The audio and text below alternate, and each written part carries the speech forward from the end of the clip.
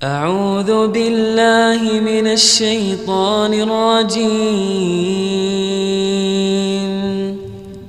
بسم الله الرحمن الرحيم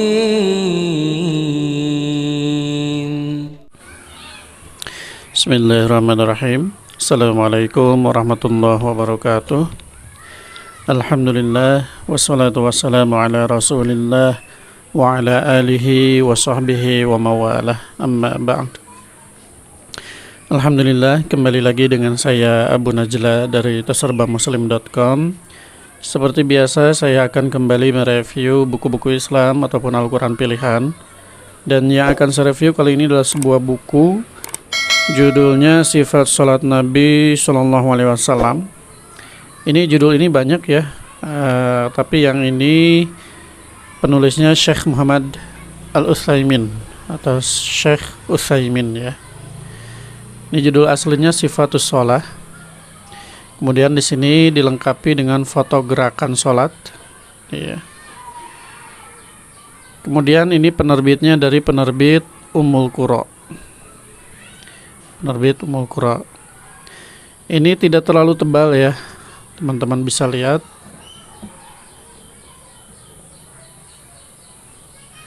Dan ini sinopsisnya.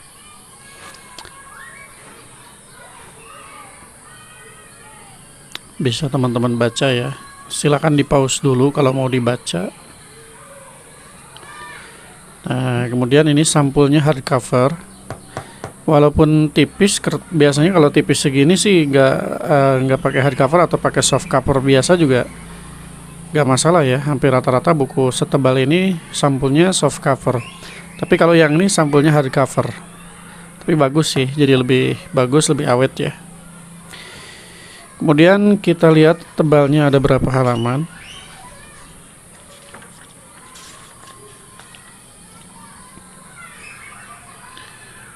Sini ada 291 halaman. Ini di belakangnya ada catatan-catatan seperti ini untuk teman-teman yang mau mencatat yang penting-pentingnya ya. Baik, langsung kita lihat saja seperti apa isinya. Kita langsung lihat daftar isinya. Ini daftar isinya. Yang pertama di sini ada pengantar penerbit, kemudian pengantar Yayasan Sosial Syekh Muhammad bin Shalih Al-Utsaimin, kemudian muqaddimah. Kemudian makna sholat menurut etimologi dan terminologi syar'i. Sholat menurut bahasa gitu ya. Kemudian sholat menurut istilah atau syar'i. Kemudian kapan dan di mana sholat diwajibkan. Ini sejarahnya ya, belajar sejarahnya. Sebelum kita melakukan sholatnya, kita ketahui di sini dijelaskan dulu tentang sholat itu sendiri, pengertiannya apa, kapan mulai diwajibkan dan seterusnya ya. Ini bagus. Kemudian ini urgensi sholat dari sudut pandang syar'i. Kemudian keutamaan dan manfaat sholat. Kemudian peringatan dari menyia-nyiakan sholat atau bahkan mungkin meninggalkan sholat ya. Ini peringatan dari Al-Quran, peringatan dari hadis Nabi. Kemudian hukum orang yang meninggalkan sholat. Meninggalkan sholat dengan mengingkari kewajibannya. Ini. Kemudian meninggalkan sholat karena malas dan menyepelekan namun mengakui kewajibannya. Jadi ini beda hukumnya ya. Kemudian hukum orang murtad. Selanjutnya di sini ada syarat-syarat sholat. Definisi syarat-syarat sholat, syarat sah sholat. Kemudian sifat sholat sesuai riwayat dari Rasulullah Sallallahu Alaihi Wasallam. Di sini dimulai dari takbiratul ihram, istiftah atau doa iftitah ya. Kemudian membaca ta'awudz, bacaan ruku, bangun dari ruku, sujud, duduk di antara dua sujud, sujud kedua, rakaat kedua, tasyahud awal, rakaat ketiga dan keempat, tasyahud akhir, salam, zikir setelah sholat. Kemudian di sini rukun dan kewajiban-kewajiban sholat. Rukun sholat apa saja? Kewajiban-kewajiban sholat apa saja? Kemudian dua kaidah agung. Kemudian khusyuk dalam sholat dan hal yang dapat menutupi kekurangan sholat. Di sini ada sujud sahwi, ada ada sholat witir, ada sholat duha. Kemudian yang terakhir, hukum sholat berjamaah, tanggung jawab imam, kewajiban bagi makmum. Itu kurang lebih yang dibahas di dalam buku Sifat Sholat Nabi karya Syekh Utsaimin ini ya. Baik, saya perlihatkan selintas tentang isinya. Karena ini tidak terlalu tebal, otomatis pembahasannya tidak terlalu banyak ya, atau tidak bertele-tele mungkin. Ini lebih padat. Kita lihat saja. Nah, ini mulai dari pengertian sholat tadi ya. Tuh, secara singkat. Kapan dan di mana sholat diwajibkan. Ini tadi sejarahnya. Nah, sekarang di bulan Rajab ya. Ini biasanya yang dibahas itu tentang sholat. Kemudian urgensi sholat dari sudut pandang syar'i. Ini tadi ya. Jadi singkat-singkat 4 halaman ya. Tidak terlalu panjang lebar. Kemudian keutamaan dan manfaat sholat.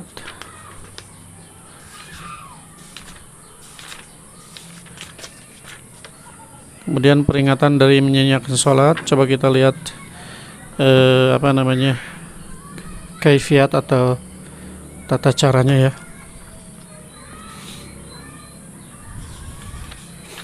Nah, di sini sayangnya di sini tidak dijelaskan hadisnya ya, atau tidak dicantumkan. Tapi ada sih footnote di sini, hadis Al-Bukhari di sini ya. Contohnya di sini tata cara takbiratul ihram. Saat takbir ini kedua tangan diangkat, jari-jari dalam keadaan rapat dan terbentang. Mengangkat tangan boleh dikerjakan baik bersamaan dengan takbir, sebelum takbir, atau setelah takbir. Ini ada hadis-hadisnya. Yang pertama yang bersamaan dengan takbir. Jadi ketika mengucapkan Allahu Akbar, tangannya juga diangkat. Ini nomor 11. Kita lihat di sini hadis riwayat Imam Bukhari, kitab Adzan. Ya, kalau yang punya buku ini sih bisa langsung dicek ya. Tapi kalau yang nggak punya, ya ini kesulitan, mana dalilnya tidak tahu ya, karena tidak dicantumkan langsung di bukunya. Ya ini untuk menghemat itu ya, jadi sehingga si buku ini tidak terlalu tebal karena dalil-dalilnya tidak langsung dicantumkan di buku ini. Begitu teman-teman ya.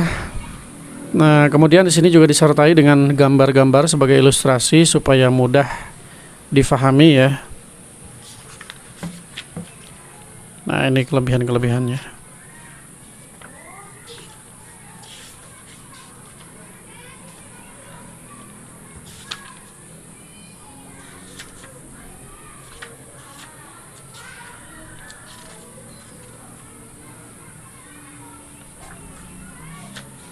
Untuk doa iftitah ini hanya ada 3 ya. 4. Hanya ada 4 yang ditulis di sini ya. Begitu kurang lebih teman-teman untuk review dari buku Sifat Salat Nabi karya Syekh Utsaimin ini ya. Silakan bagi teman-teman yang tertarik untuk memiliki buku ini. Seperti biasa, teman-teman bisa order melalui WhatsApp di 087 870 173 490. Terima kasih. Assalamualaikum warahmatullahi wabarakatuh.